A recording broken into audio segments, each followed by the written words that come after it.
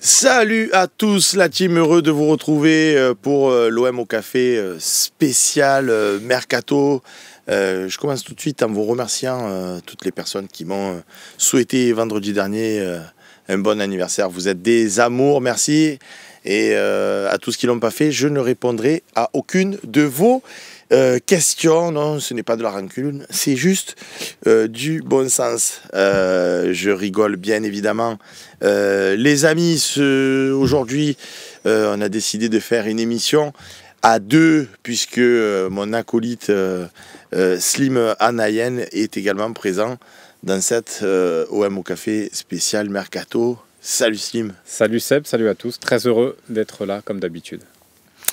Allez, on commence tout de suite par saluer les copains du chat avec StephOM 86, Explosif, FR, Phoenix bien évidemment, OM Massilia Fada, Amine Afrit, Polichette, et j'ai vu, il y a Naïm aussi 37, et j'ai vu aussi qu'il y avait le Naval Fou qui nous dit salut les gars, c'est une des rares fois où je peux suivre un live de l'OM au café. Allez l'OM. C'est vrai que c'est rare, le Narval Fou il est là sur tous les matchs, mais c'est vrai. Sur l'OM au café, c'est vrai qu'on on a la chance de l'avoir avec nous ce matin.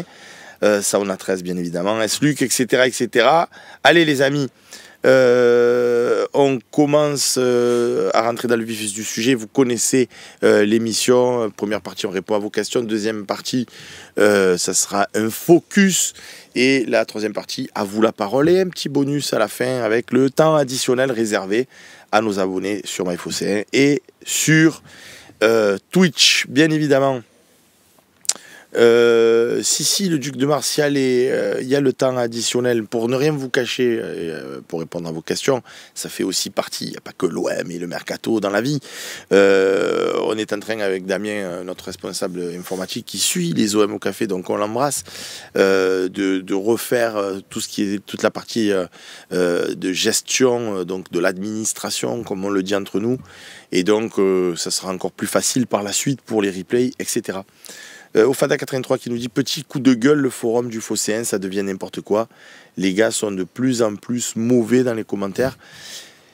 C'est vrai que c'est pas toujours facile. Allez, on a fait OM 93 sur MyPhocéen parce que ça aussi c'est la nouveauté. Vous avez maintenant, grâce à Damien, un beau player, un beau chat sur MyPhocéen, Diego Massalia et Tonton 87 qui sont eux aussi connectés. Donc oui, au Fada, les commentaires, c'est vrai que des fois, c'est un petit peu rude. Moi, ce qui me fait toujours rigoler pendant la période de Mercato, la promesse du Phocéen, si vous voulez, c'est de tout vous donner le contenu sur l'Olympique de Marseille, que ce soit ce qui se dit sur les réseaux sociaux, que ce soit qui se dit... Si c'est pour vous dire juste, voilà, c'est fait, un joueur a signé, peu importe lequel, ben, on va se transformer en OM.fr. Si on fait que du contenu très officiel, très corporate, etc. Donc évidemment qu'on relaie. Est-ce que des rumeurs, il y en a tous les jours, et est-ce que la plupart, c'est des inventions où il n'y a pas grand-chose derrière, il n'y aura pas de suite? Oui, mais il y a des fois des rumeurs, on en parlait la dernière fois quand j'ai fait l'émission C'est Médo, où ça va pour se signer, donc nous on met nos 4 feux verts habituels parce que ben, c'est les infos qu'on a, et puis rétro-pédalage, donc on passe pour des bouses. Vous dites n'importe quoi au final, mais parce que c'était la vérité du moment, c'est malheureusement pas toujours la vérité du lendemain. Donc c'est des périodes qui sont un peu compliquées, voilà, parce que moi mon souhait depuis que j'ai fait le Phocéen, c'est vraiment... Ma politique, c'est vous passez dans la rue, vous croisez un pote, oh, comment tu vas? Oh, tu as vu, ils ont dit Pogba pourrait venir à l'OM. Est-ce que c'est une saucisse? Pas forcément, parce qu'il y a eu quand même quelques discussions, mais est-ce que c'est une info où concrètement le transfert il va se faire? Pas forcément. Mais si vous êtes lecteur du Phocéen et que vous ne savez pas dire ouais, j'ai vu passer la rumeur, c'est que pour moi, on n'a pas fait notre mission. Donc notre mission, c'est vraiment voilà, de vous dire tout ce qui se dit sur l'OM. Et pour répondre à ta question au Fada, des fois je lis des commentaires. Ah, le Fossin, vous êtes vraiment un torchon, vous relayez tout et n'importe quoi. Tout est bon pour faire du clic. Tout ce qui vous intéresse, c'est de faire du clic. Les mecs, ils n'ont rien compris à la mission du Fossin. Le Fossin, c'est normalement, vous venez nous lire, vous savez tout sur l'OM, les rumeurs, les saucisses, les trucs plus officiels. C'est pour ça qu'il y a un système de feu. Et l'essentiel du foot. Avant, on ne faisait pas le foot, on ne faisait que l'OM. Maintenant, j'aime bien, ça m'évite d'aller lire l'équipe, ça m'évite d'aller lire d'autres médias. On met ce qu'il faut savoir, l'essentiel du foot. Voilà ce qui est. Alors, est-ce qu'on est exhaustif? Non, des fois, on loupe certainement quelques infos. Mais on essaye d'être complet sur l'OM et relativement exhaustif sur le foot. Voilà. Et il y a toujours des gens pour dire tatati tatata. Name87 qui nous dit tu crois que ça. Non, c'est Green Tafab. Oh, tu crois que ça va se faire, Jardel, ou pas? Ça avait été. Tu sais, alors toi, tu la connais peut-être pas. J'étais plus jeune, mais je sais, je la connais. Toi, tu connais peut-être pas l'anecdote, donc je te la dis spécialement pour toi, parce que les copains beaucoup la connaissent, et que je l'avais raconté il y a quelques temps de ça. À l'époque où Jardel devait venir à l'Olympique de Marseille, il se trouve que mon frère se marie. Et dans toute la vidéo du mariage, on était tellement convaincus qu'il allait signer qu'on disait « Oh Max, tu as la bise de Jardel. Oh Max, tu penses quoi de Jardel ?» Alors il était dit « Max, et Jardel, et Jardel, et Jardel. » Et en fait, Jardel, il est jamais venu. Jamais venu. Par contre, il est bien présent sur la vidéo de mon frère et de son mariage. Donc ça nous a toujours bien fait poiler. Pablo NSV qui me dit « Seb, les nouveaux maillots, tu en penses quoi ?» Moi je les trouve vraiment réussis. Alors j'ai plus les réseaux sociaux, mais forcément il y a des copains, alors pas forcément au niveau du Fossin, parce que Slim il m'a dit j'ai même pas vu passer ça, mais j'ai des potes qui m'ont appelé pour me dire la croix, pas la croix. Il y en a qui se disent ouais, c'est un symbole religieux. Les gars, moi ce monde commence à me rendre complètement hystérique et dingue. C'est la croix de Marseille, elle existe depuis tout temps. Je veux dire, à un moment donné, il faut arrêter de voir le mal partout, de dire ouais, tout ça y est, l'Olympique de Marseille fait l'apologie des chrétiens et les autres religions et catati et tatata. Oh les gars, détendez-vous, c'est la croix de Marseille. Elle a toujours, nous on a un maillot du Fossin, il y a une croix sur le maillot du Fossin. Quand j'ai pensé le maillot du Fossin, à aucun moment je me suis dit tiens, je vais mettre une croix chrétienne. C'est pas la première fois que l'OM fait un maillot comme ça en plus. Mais non. C'est pas la première fois donc. Donc moi je les trouve en tout cas très beaux. D'ailleurs notamment l'extérieur que je vais certainement m'acheter. Parce que je les trouve vraiment très sympathiques. Toi, tu les trouves comment toi? Ouais, si j'ai bien aimé. Moi, je m'étais prononcé déjà dans les derniers OM au café. Moi, j'aime bien. L'extérieur aussi me plaît plutôt bien. L'extérieur, j'ai envie de voir aussi en vrai ce qu'il donne parce qu'en photo, il me plaît plutôt bien, mais des fois en vrai, ça a pas le même rendu. Le domicile, moi, j'aime bien avec les petits écussons. Assez discret là, de l'histoire de l'OM, donc c'est pas mal. Moi je trouve, j'ai bien aimé ces maillots là, c'est plutôt réussi cette saison. Après il y aura sûrement un third aussi, le troisième maillot à voir comment ils mettent. Barine qui a la réalisation de cette émission comme bien souvent et en permanence en ce moment, puisque Loïc Lachaud qu'on embrasse est en congé et qui me dit dans ma petite oreillette, moi je l'ai vu en vrai le maillot extérieur et il est juste à domicile. Le domicile il est incroyable. Ah ouais. Icario qui nous dit moi je n'aime pas les deux, j'espère qu'ils vont me faire un third volcan. Ah ouais, bah tu vois typiquement le maillot le troisième maillot là de l'OM qu'on avait sorti là avec en noir et orange, moi j'avais pas du tout aimé. C'était l'année où on avait été en Europa League là, demi-finale l'année Aubameyang, j'avais pas du tout aimé ce maillot là. D'accord. Il y a pour faire une note un peu d'humour, il y a Take qui dit Sébastien, putain, réclame un peu des cheveux à Slim, c'est toi le boss. Alors écoutez-moi bien, pour tous qui ont des cheveux, le jour où vous en aurez plus, vous allez revivre, les amis. Je vous dis la vérité, plus de shampoing, plus de coiffeur, parce que, en fait, pardon, j'ai plein de potes qui sont coiffeurs en plus, je vous embrasse bien fort. Non, mais je t'assure, Slim, je veux dire, ce coup de tu passes vite un petit coup de rasoir, c'est bon, tu n'as pas à aller faire claquer du pognon chez le coiffeur. Tu prends ta moto, tu mets ton scooter, tu mets ton casque, tu n'as pas à te coiffer, tu n'as plus de risque d'avoir des poux, c'est le top. Voilà, franchement, je te dis, même si il y en a des fois, ils me disent pourquoi tu ne vas pas en Turquie, je ne veux plus jamais avoir de cheveux. FefeOM93 sur YouTube qui nous dit: que pensez-vous de la rumeur Ben Sebaini? Alors moi je vais vous dire, il nous dit perso, je suis fan, ça fait longtemps que je le dis, ce mec serait pas fait pour l'OM, etc. Je vais vous dire quelque chose, les gars. Comme ça va être clair, ça va être net, ça va être précis. Et c'est pas que je veux pas qu'on parle de joueurs, parce qu'on va en parler avec Slim, avec vous, bien évidemment. Mais ce que je veux vous dire par là, c'est que ça sert strictement à rien de donner son avis sur des joueurs que l'on ne voit pas évoluer avec le maillot de l'Olympique de Marseille. Je vous donne un exemple. Moi, on m'a posé la question quand il est venu à Minguiri, tu en penses quoi?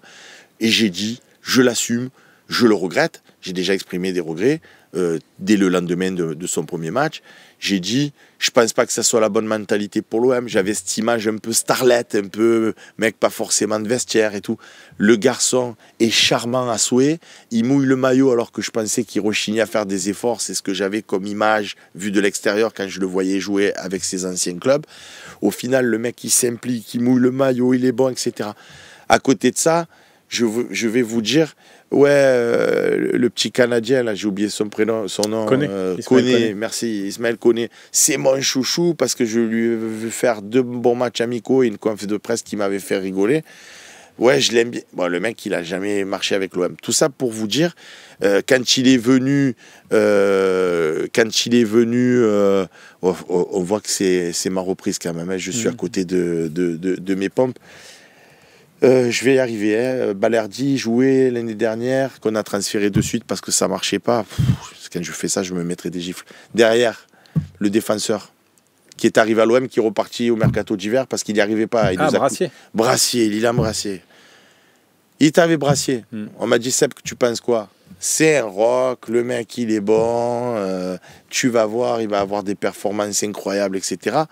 Au final, ça a été un des plus mauvais défenseurs à l'Olympique de Marseille. Et après, il est allé à Rennes, si je ne dis pas de bêtises, si tu me corriges.